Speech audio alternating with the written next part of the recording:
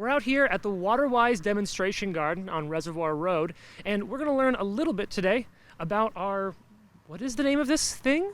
The Water Efficiency Plan. All right, so what is a water efficiency plan? So a water efficiency plan is basically a roadmap for what we're going to be doing for water conservation. It provides us with goals and strategic planning processes to make sure that we have a sustainable water future. Okay, so why are we talking about this now, aside from me bringing you out here and a camera with me? Well, we always like to talk about water conservation, but mainly is that it is a state requirement. We have to do a water efficiency plan about every 7 years, and we have this updated. And so we need to keep being innovative with the times and with current conditions to make sure that we plan for our water future. Okay, so in the plan as it is now, tell me a little bit about what are some of the goals or strategies in the plan? Sure. Some of the strategies in the plan are actually what we would use for larger corporations.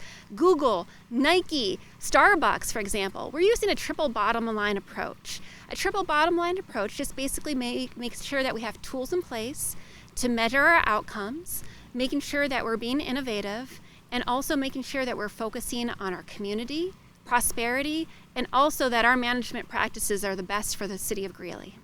Wow, that's all really awesome. So you just talked about something that I like to think of as really high level for our residents, for our amazing viewers who are tuning into this. What does this mean to them? How might it affect them? So water conservation should be in the forefront of all of our minds because water is everywhere. So water conservation, we do a lot of face-to-face interaction with our community. So we offer free water rebates, for example, or we have incentives, or we do water audits and educational outreach. So the more people that know about their water, they can take control of their water use. Okay, so now you talked about how this is a plan and it's part of a whole, it sounds like maybe an annual or a semi-annual process with the plan and updating it. Is there a way that people can participate, or why should they participate if they can? Well, my mom always said that whatever I do for today will affect what will happen for tomorrow. So I really need folks' input on this plan to make sure that we have captured as much as we can for conserving water. Those ideas, those thoughts, those innovations. So every single year, we're going to do an annual scorecard. What is our progress? How are we doing? What goals are we going to have in place each year to make sure that we can make our overall arching 7-year goal? Okay, so this sounds like a pretty technical document as you're sharing it with me. Is there an opportunity to talk maybe with you or some staff to sort of get the explanation you're offering me so that if I want to provide some feedback, I can do so from an informed place? For sure. This is a technical document because it's certain sections are required by the state of Colorado.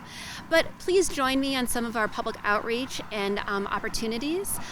We have one-on-one meetings, both virtual and in person. And so folks can reach out during those time frames or even submit comments online. That's really awesome. So we just went through a lot of stuff. Some of it's technical, some of it's about the future.